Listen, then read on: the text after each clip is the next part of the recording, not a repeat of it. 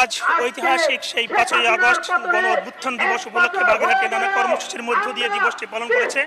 আমরা দেখেছি যে ছাত্র শিবিরের উদ্যোগে বাগেরহাটের শহরের বিভিন্ন সড়ক প্রদক্ষিণ করে এলাকায় কিন্তু একটা কর্মসূচি করেছেন, একটা বিক্ষোভ সমাবেশ করেছেন।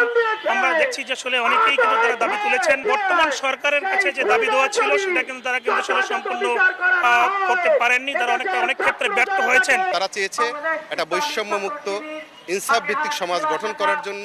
সমাজে বৈষম্য থাকবে না, আমরা সমাজ থেকে সেই বৈষম্য দূর করার জন্যই আমাদের সংগ্রাম অব্যাহত রেখেছি।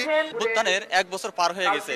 যারা শত শত মানুষের সামনে প্রকাশ্যে দিবালোকে গুলি করে মানুষকে হত্যা করেছে, এখনো পর্যন্ত তাদের কোনো দৃশ্যমান বিচার আমরা এখন দেখতে পাইনি। ছাত্র জনতার যে প্রাণের দাবি একটা জুলাই সনদ, সেই জুলাই সনদটাও এখনো পর্যন্ত আমরা পাইনি। তাদের সেই ক্ষমতা নিয়ে সবকিছু করে বেড়াচ্ছে, কিন্তু যে বিচার আমরা চেয়েছিলাম, যে যারা আমাদের সাধারণ ছাত্রদেরকে গুলি করে হত্যা করলো, যারা নির্বিচারে গণহত্যা চালালো, তারা সেই বিচারের করিনি, বরঞ্চ তারা সেই তাদের রাষ্ট্রের সেই ক্ষমতা উপভোগ করতেছে। রাজনৈতিক ব্যক্তিরা বলেছেন যে আগে যৌক্তিক নির্বাচনের যুক্তিযুক্তভাবে যদি তারা সম্পন্ন করতে পারে তাহলে নির্বাচন চাই। আগে সংস্কার, তারপরে নির্বাচনটা হতে হবে খুব দ্রুতভাবে, সবকিছু মিলেই।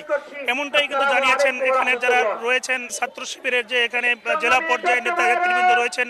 তাদের একটা দাবি যে জুলাই সনদ এবং ঘোষণা দেওয়া অবশ্যই দিতে হবে, এবং যারা এই ছাত্র জনতার উপরে গুলিবর্ষণ করে নির্মমভাবে হত্যা করেছে তাদের যেন বিচার বাংলার মাটিতে হবে এবং সেই দৃশ্যমান তারা দেখতে চায়, এমনটাই কিন্তু দাবি করেছেন।